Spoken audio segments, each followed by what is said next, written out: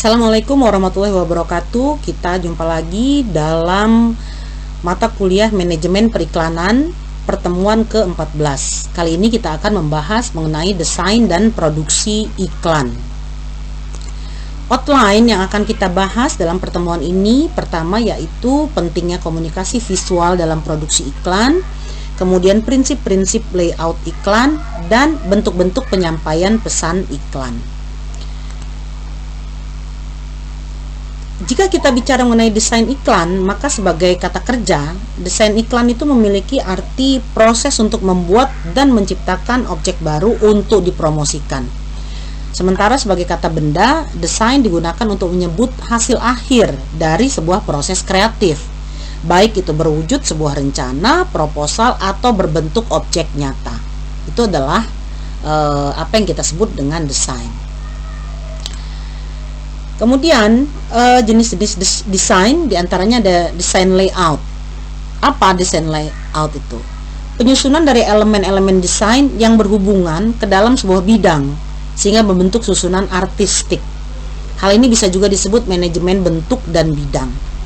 Tujuan utama layout ini adalah apa? Untuk menampilkan elemen gambar dan teks agar menjadi komunikatif dalam sebuah cara yang dapat memudahkan pembaca menerima informasi yang disajikan, sehingga pembaca sebagai orang yang dipaparkan pesan-pesan iklan dalam desain itu dapat mengambil kesimpulan pesan apa yang disampaikan. Kemudian selanjutnya ada desain grafis, adalah suatu bentuk komunikasi visual yang menggunakan gambar untuk menyampaikan informasi atau pesan seefektif mungkin. Dalam desain grafis, teks juga dianggap gambar karena merupakan hasil abstraksi dari simbol-simbol yang bisa dibunyikan. Seperti apa desain grafis diterapkan dalam desain komunikasi dan fine art. Seperti jenis desain lainnya, desain grafis dapat merujuk kepada proses pembuatan, metode merancang, produk yang dihasilkan atau rancangan, ataupun disiplin ilmu yang digunakan yaitu ilmu desain. Kemudian ketika kita bicara mengenai fungsi daripada desain iklan, yang pertama produksi media informasi dan komunikasi, produksi media promosi, ada apresiasi seni dan kreativitas, penyalur pekerjaan atau hobi, dan menambahkan nilai estetika suatu iklan. Demikianlah fungsi dari desain iklan ini. Nah, tujuannya untuk apa desain-desain iklan ini? Yang pertama, untuk menyesuaikan antara hasil desain dengan manusia sebagai pemakainya, dengan menyadari kelebihan, keterbatasan, serta kemampuan yang dimilikinya.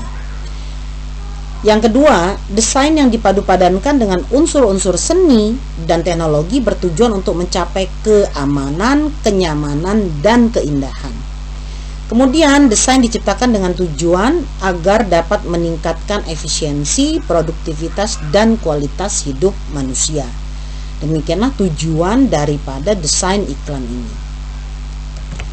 Selanjutnya, ada beberapa prinsip yang dapat dijadikan acuan dalam membuat sebuah desain atau layout agar menjadi efektif. Hal ini dikemukakan oleh Frank F. Jeffkin, antara lain yaitu ada kesatuan, komposisi yang baik dan enak untuk dilihat oleh mata. Kemudian ada apa? Variasi. Apa manfaatnya agar tidak monoton atau membosankan? Kebayang kita sudah capek-capek membuat desain, ketika itu monoton, membosankan, maka langsung di-skip oleh orang yang kita harapkan dapat melihat iklan kita. Kemudian yang ketiga ada keseimbangan dalam layout sehingga terlihat sepadan, serasi, dan selaras. Yang keempat ada irama yang berupa pengulangan bentuk atau unsur-unsur layout dan warna. Yang kelima ada harmoni atau keselarasan atau keserasian hubungan antara unsur-unsur yang memberikan kesan kenyamanan dan keindahan. Yang keenam yaitu proporsi yang merupakan suatu perbandingan jarak. Dan yang terakhir adalah kontras yang merupakan perpaduan antara warna gelap dan terang.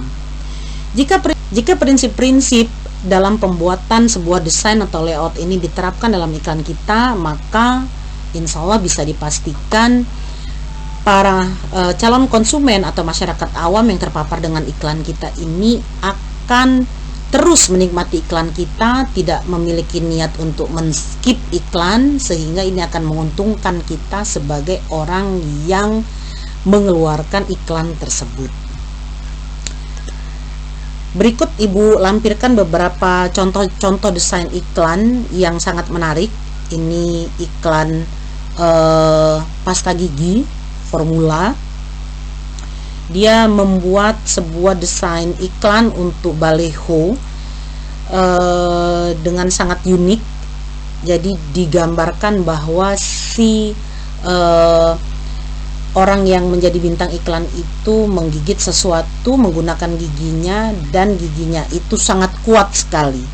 Dan sengaja baleho yang dipergunakan itu dibuat hampir separuhnya terbuka.